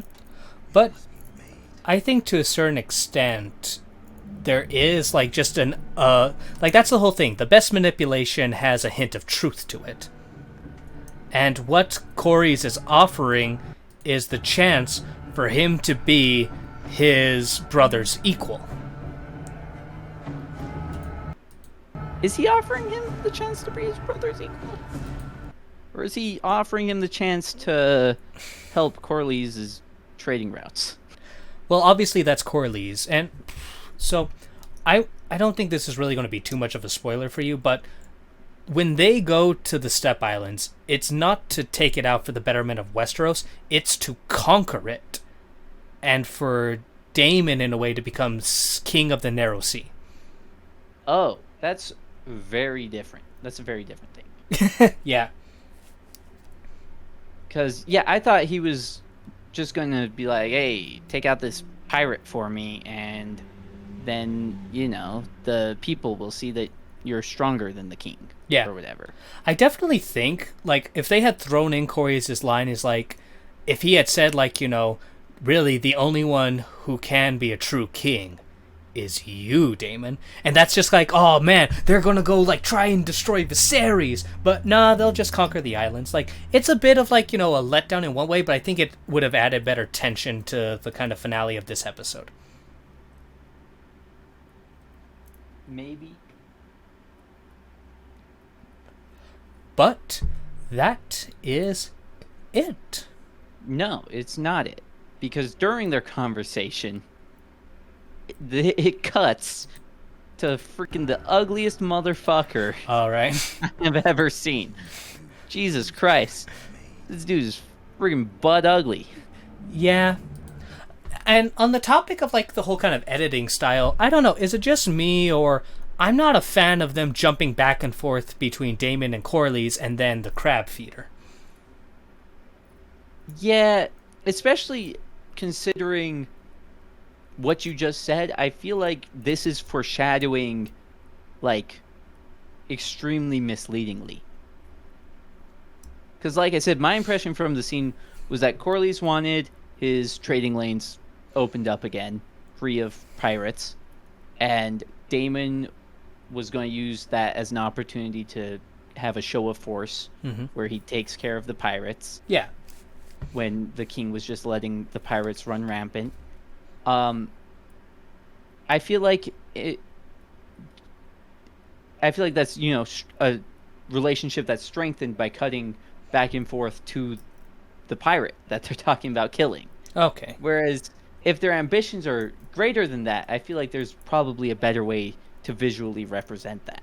Well, either way, I think in that regard, it's fine. It's just like me personally, I just prefer kind of the more down to earth, like the cutting just kind of like takes me out of it for a second, Like when I'm watching Corlys and Daemon talk, a part of me kind of feels like I'm kind of in the room listening, and some of the other scenes. But when you cut like back and forth between Daemon and Corlys and then this crab feeder, it's just a bit jarring for me. It's like... Right. It makes the scene far less intimate. So I think if you're going to, cut back and forth during a dialogue scene like that, there needs to be like a strong reason. Like you're foreshadowing something. There's a thematic connection. Something like that. Whereas I think in this situation, they were just cutting to a butt ugly pirate for the sake of it. It's not his fault. He has grayscale. Oh, is that what that is? Yep. I think it's pretty much been confirmed by the show's writers and whatnot. As far as I aware, it wasn't in the books, but this is a change that does not matter in the slightest.